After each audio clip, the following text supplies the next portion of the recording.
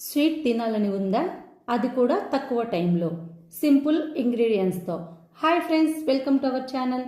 అయితే ఒక్కసారి ఈ స్వీట్ రెసిపీని ట్రై చేయండి. సింపుల్గా తక్కువ పదార్థాలతో ఎంతో రుచిగా ఉండే ఈ స్నాక్ పిల్లలు స్కూల్ నుంచి రాగానే చేసి పెట్టండి, ఇష్టంగా తింటారు. ఇప్పుడు ఒక గ్లాస్ రవ్వని తీసుకోండి. బన్సీ రవ్వ లేదా కేసరి రవ్వతో అయినా చేసుకోవచ్చు, లేదా ఉప్మా రవ్వతో అయినా చేసుకోవచ్చు.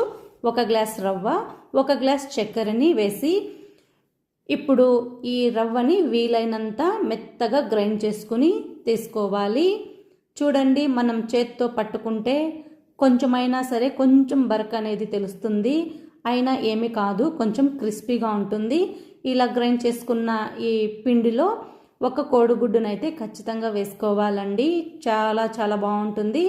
ఇలాచి ఉంటే ఇలాచి వేసుకోండి 2, లేదా వెనిలా ఎసెన్స్ అయినా 1 టీ స్పూన్ వేసుకోండి.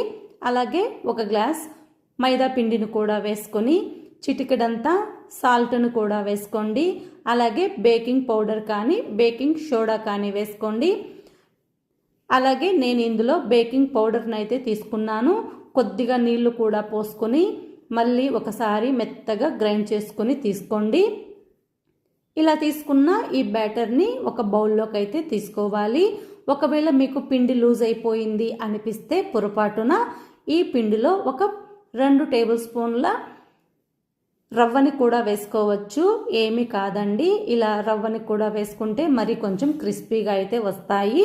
అలాగే కొంచెం చక్కెరని కూడా వేసుకొని కలుపుకోండి. స్వీట్ మీరు తినేదాన్ని బట్టి చూసుకొని వేసుకొని ఈ పిండిని మూత పెట్టేసుకొని ఒక 10 నుంచి 20 నిమిషాల వరకు నాననివ్వాలి. అప్పుడే ఈ బోండాలు పైన క్రిస్పీగా లోపల సాఫ్ట్గా ఎంతో టేస్టీగా ఉండే ఈ స్వీట్ బోండాలు అయితే రెడీ అయిపోతాయండి. గ్యాస్ని మీడియం ఫ్లేమ్లో ఉంచి ఈ బోండాలని ఒక 2-3 నిమిషాలు వేయిస్తే సరిపోతుంది. హై ఫ్లేమ్లో వేయించేశారంటే మాడిపోతాయి.